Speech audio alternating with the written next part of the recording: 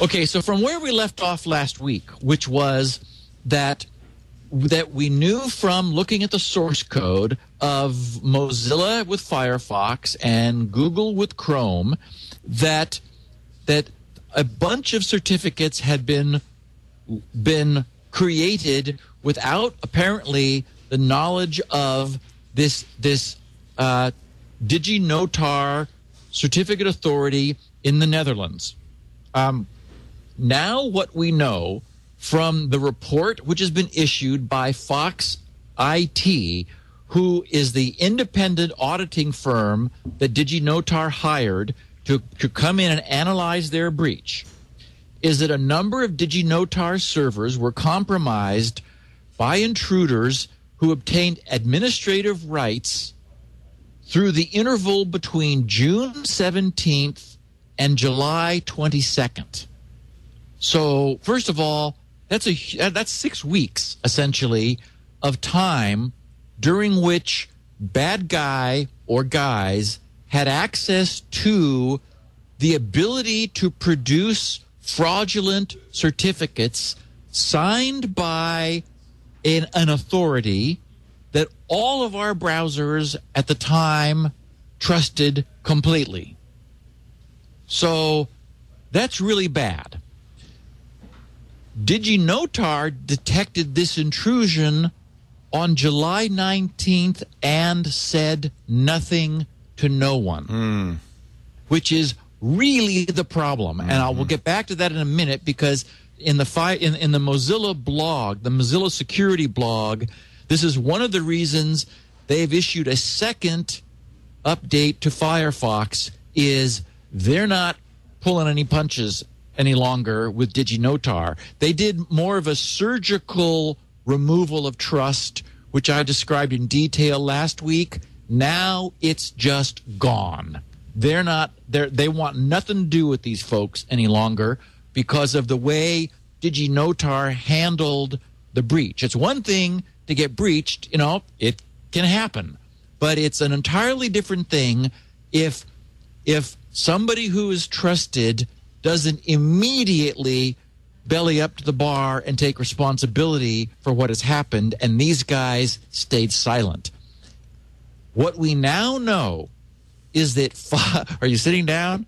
534 fraudulent certificates were issued. It was just a party. Yeah. And somewhere, if you scroll down the file I've given you, Leo, you'll find a CSV link there under govcert.nl. You might want to open it up and find some choice ones while I continue to talk to our listeners. And Will do. So you can mention those. So the first known mention of any activity using these certificates was what we talked about last week, back in August, with a Google forum posting where an Iranian user reported being warned by the Google Chrome browser that there was something wrong with his certificate. Well, that was because it was revoked, and that was a certificate created on July 10th. So there was a revocation of the certificate by DigiNotar, who began to realize that something was wrong, yet even then they said nothing. Investigating further, Fox IT found that the offending certificate was revoked on August 29th, but by that point, it had directly been used in 300,000 unique IP addresses of users, 99% of which were in Iran. But look at these: AOL.com, Komodo.com, Google.com, LogMeIn.com, Microsoft.com, Mozilla.org, Skype.com, Thought.com. I mean, these are all. I mean, and the number of certificates. I mean, Equifax Root CA 40 certificates. It's a who's who of the internet. And so these guys had weeks to synthesize fraudulent certificates, all signed by somebody we all trusted. Right. In 2 weeks, we're going to revisit the issue of this whole hierarchical certificate authority trust model, because the problems that we're seeing are finally beginning to come to the attention of the industry. But this is my question. I see all these certificates, WordPress.com, Twitter.com, but so they've got a certificate. That means they could pose as this site. Correct. And how difficult? What would they do? How would they do that man-in-the-middle attack? How would they grab your internet connection? So all you need, the only requirement for leveraging these certificates is that you somehow are able to get into the traffic flow. I click a link, in other words. Well, yes. You as the user, if you were in Iran and you attempted to go over an SSL connection to Google, you are passing through Iranian-controlled ISPs. That's where the certificate is installed, so that there's a proxy set up which sees that you are trying to get to Google.com, and it connects to your browser instead of just allowing the traffic to go through to Google.com. Your browser then receives a certificate from apparently Google.com signed by DigiNotar. Right. And if, for example, you were running certificate patrol that I am a fan of and I've talked about now for many months, if you were running certificate patrol, it would pop up at that point and say, wait a minute, I last saw Google's certificate signed by VeriSign. Now I'm getting a certificate for Google signed by DigiNotar. And VeriSign certificate still had 2 years to go, so it doesn't seem logical that they would have replaced their certificate. And actually, Google signs their own. Google is a certificate authority, so it would say the last certificate was signed by Google. Now we're getting a Google certificate, apparently a Google certificate signed by somebody else, by this random DigiNotar certificate authority. So that would have alerted any really security savvy user in Iran that something was going on here. Instead, what happened was, while that certificate was in use and being delivered to users in Iran, DigiNotar revoked that certificate. The user's browser checked for revocation, saw that it was revoked.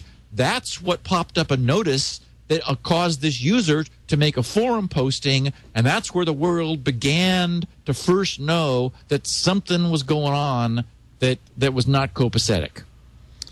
So, okay, so we've now heard from the guy who did this. He said... Well, the guy who takes credit for it. We can't prove it. Well, and it's confirmed. Oh, it is confirmed. Okay. Yes, because he used DigiNotar's private key to sign an executable, which he posted. Okay, and only that proves it.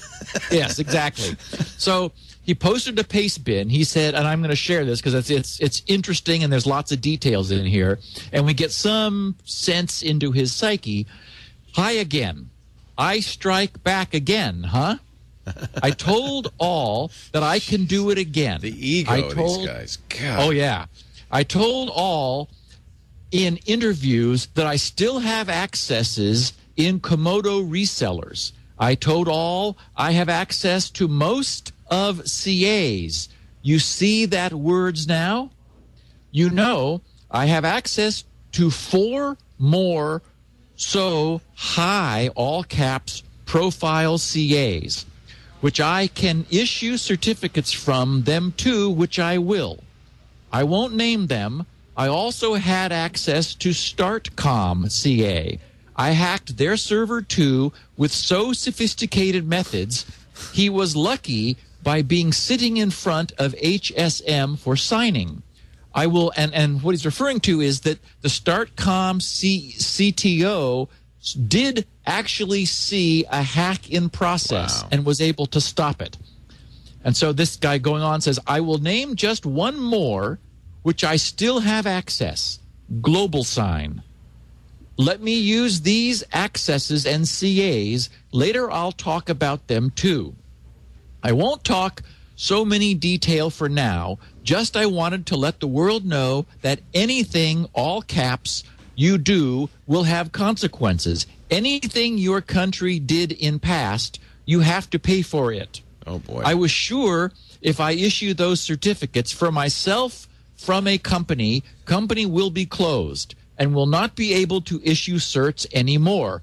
Komodo was really, really lucky. Actually, Komodo responded immediately to the 9 that this guy made. We were able to, the browsers were immediately updated to block those, and essentially this leak was plugged.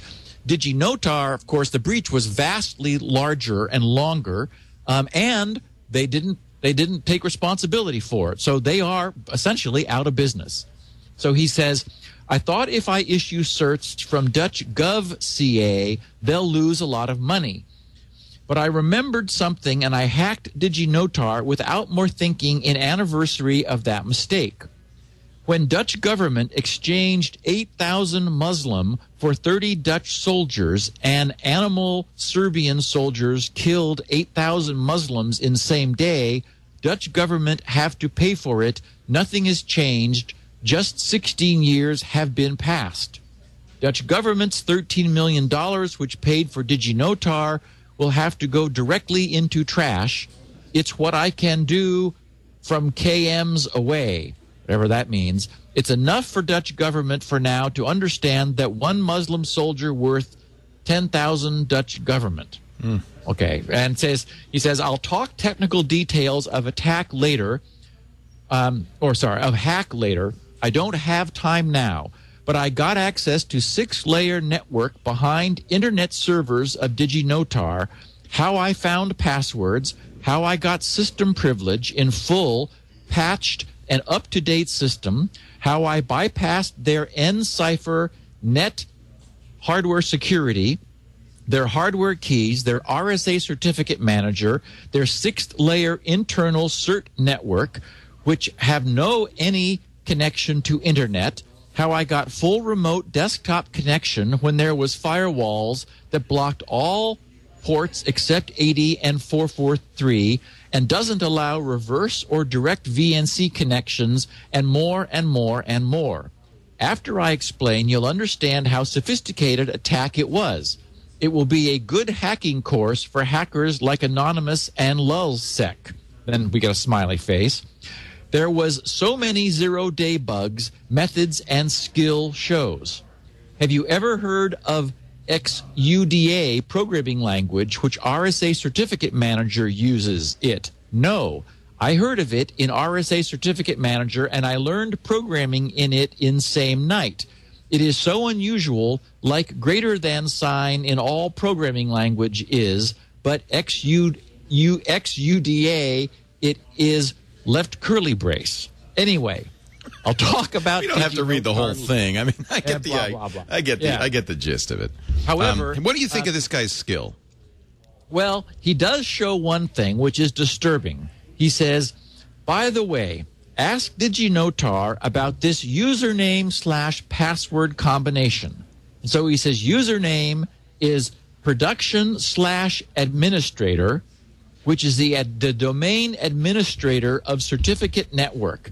The password, he claims, it would be prodadmin, PRODADMIN, except that the O is changed to a 0, the A is changed to an @ sign, and the I is changed to a 1. So if that was truly the password, that's pathetic. that this certificate authority that the whole world was trusting was using to protect their domain, their network domain, then that's very sad. Yeah. It's not a good password. Not a good password. It's basically the login with the standard LEET replacements. Exactly. So, GlobalSign, because they were named in this first posting, immediately suspended the issuance of any further certificates. They posted in their blog under what they called an incident response, although at this point it's only a potential incident response. They said on September 5th, 2011, the individual/group previously confirmed to have hacked several Komodo resellers, claimed responsibility for the recent DigiNotar hack. In his message posted on Pastebin, which is what I just read, he also referred to having access to 4 further high-profile certificate authorities and named GlobalSign as one of the 4. GlobalSign takes this claim very seriously and is currently investigating. As a responsible CA, we have decided to temporarily cease issuance of all certificates until the investigation is complete. We will post updates as frequently as possible. We apologize for any inconvenience. And to their credit, they hired the same third party to come in, this Fox IT, since Fox IT now has internal confidential information about this attacker and how they were able to penetrate DigiNotar. GlobalSign said, okay, we're willing to and want to leverage what you've learned. Let us know if we actually have been hacked by this guy. So I salute them. But again, does it strike you that this guy, these are a lot of boasts, typical kind of kid hacker boasts. Yes. Does it strike you that it strikes me just looking at it, this guy might actually know what he's talking about? I think he does. I think his English obviously is not his native language. Can't judge it on that.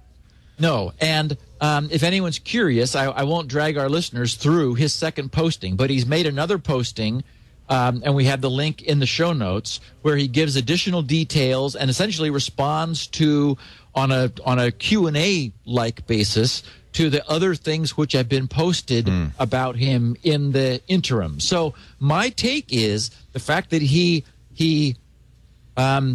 did prove that he has the private key that DigiNotar used to sign their own certificate. He signed an EXE using it, which he posted.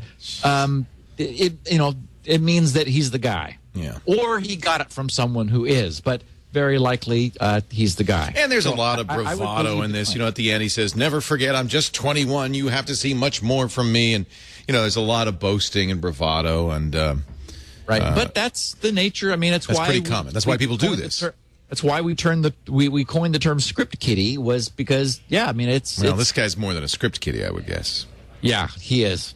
Yeah, he depending upon what he obviously found a way in it.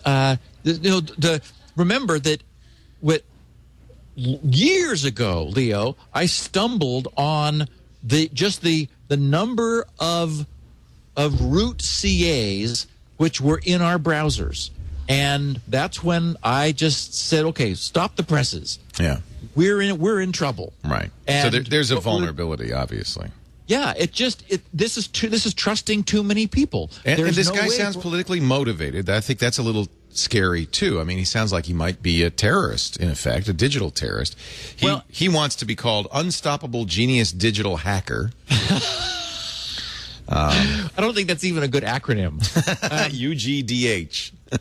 Now, and then the question is, how did one of the certs that he made get put into service at a border? That's right. For the Iranian network traffic?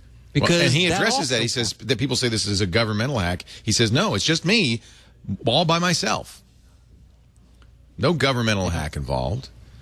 Yeah, except that somehow the certs did, that one cert got used. And, so much so that 300,000 IPs of users, 99% of whom were in Iran, were having their traffic filtered through this bogus certificate. So the pieces don't still add up, but there's more pieces. He gives a login and a password that he created on Berkeley LMI.net server. He says, ask them about that. And he says, I owned all their Linux boxes and got access to all their DNS servers. I am really sharp, powerful, dangerous, and smart. Really creepy, to be honest with you. Yeah. So Mozilla, following up, said, earlier this week, we revoked our trust in the DigiNotar Certificate Authority from all Mozilla software. Now, that's different from what we discussed last week, where, as I said, they made sort of a surgical, we're going to suspend trust in the following certificates, which we know have been compromised. Now they're saying, get a new copy of Mozilla stuff, we're pulling the plug. They said, this is not a temporary suspension. This is a complete removal from our trusted root program.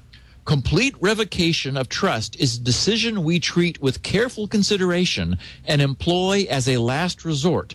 3 central issues informed our decision. 1, failure to notify.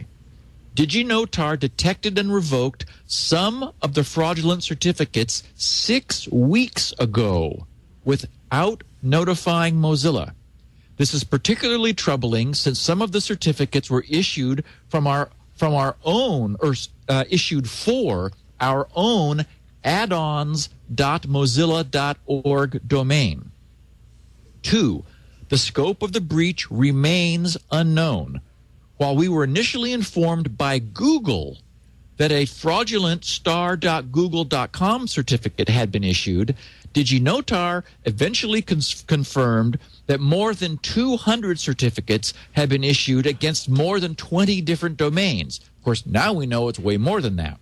So, and this says, we now know that the attackers also issued certificates from another of DigiNotar's intermediate certificates without proper logging. It is therefore impossible for us to know how many fraudulent certificates exist or which sites are targeted. 3, the attack is not theoretical.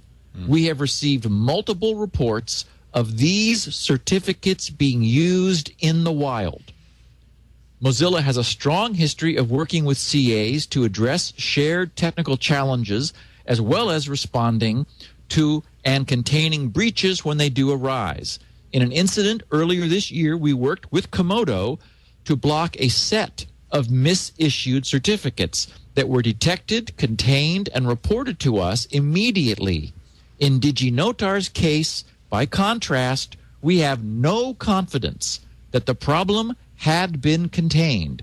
Furthermore, their failure to notify leaves us deeply concerned about our ability to protect our users from future breaches.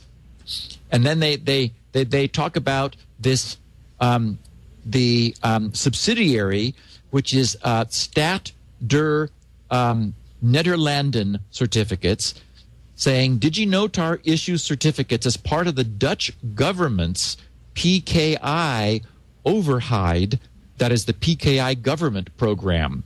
These certificates are issued from a different DigiNotar-controlled intermediate and chain up to the Dutch government CA, which is this Stat der Nederlanden.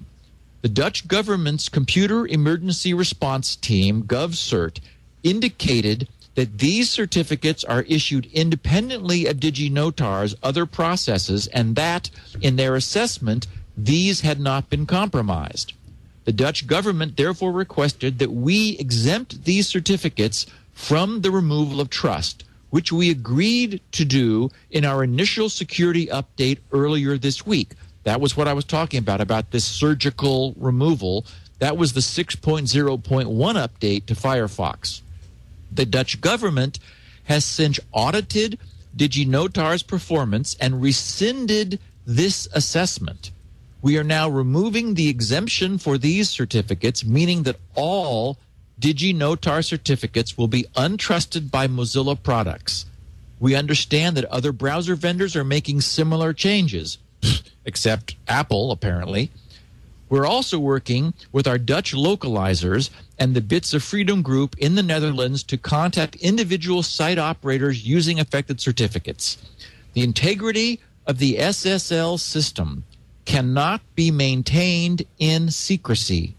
Incidents like this one demonstrate the need for active, immediate, and comprehensive communication between CAs and software vendors to keep our collective users safe online. Signed by Jonathan Nightingale, Director of Firefox Engineering. So, this has been a significant event in the history of the way the Internet works because of the nature of this trust model which we have for SSL. We've got all over the world are authorities that we are trusting to issue and sign certificates which web servers hold in order to assert their identity to we users when we connect to them. Our browsers then trust those signers of those web server certificates. If that trust is broken, then our recourse is to stop trusting anything they do. The problem, of course, is all the people who legitimately purchased DigiNotar certificates are no longer trusted by Mozilla and increasingly by any other browsers because they bought their certificate from somebody who turned out to be untrustworthy and sadly who didn't accept responsibility for this immediately, which is what has really shaken people. And basically, this company's probably gone. They're now out of business. Microsoft's emergency update, they're out of cycle update, did exactly the same thing. This is advisory 2607712. Where Microsoft said in their very sort of generic, bland way, Microsoft is continuing to investigate this issue. Based on preliminary investigation, Microsoft is providing an update for all supported releases of Microsoft Windows that revokes the trust of the following DigiNotar root certificates by placing them into the Microsoft Untrusted Certificate Store. And so this is the DigiNotar root CA, DigiNotar root CA-G2, DigiNotar PKI override CA, and two others. Basically, those ones I just mentioned, where the Dutch government said, okay, it looks like that we can't keep trust even on those. So I imagine that Windows users with currently supported security platforms will have received that update, and that's something that you will want to apply. And you read through a bunch of those. There was a star.star.com. So, I mean, that's pretty much that's everything. Star.star.org, and star.android.com. Yeah. I mean, it's everybody, essentially, 500 plus certificates. So the good news is anybody who has received the update from Microsoft and rebooted Windows, anybody who's updated to Firefox 6.0.2 on whatever platform, and Chrome are all safe. Inexplicably, Safari users are not, unless you're on Windows. But over in the Mac, I just can't understand why. We've heard nothing from Apple, but that's the case. Do we know how many? I guess we couldn't possibly know how many attacks are based on this. The EFF has this SSL observatory, which is used to track the use of certificates, and that's what the Mozilla people have used in order to give them some handle on the use of certificates. So that has been queried a lot in order to track the use of these certificates. But remember, to use them, you have to arrange to have them delivered to a user's browser rather than the website, the legitimate website that the user's browser is trying to connect to. So it is all about man-in-the-middle attacks. It's about intercepting traffic. So you have to be in a place where you can intercept traffic going in both directions, and that's pretty much an ISP on, either at the user's local level or at the nation state border level. That's where, that's how these certs end up being used. I really think the guy was, went overboard to issue himself so many certificates. One wonders how really he went overboard. What a shock! One wonders how long this could have been. The only way this is valuable is if the CA that signed the fraudulent certificate continues to be trusted by the browsers. So you really want to just sort of sneak in and do this without being detected, right? Ideally. Well, it's pretty clear that he's self-aggrandizing and he wants the attention. He's not probably, the good news is probably that he's not doing this. Maybe he is to hack.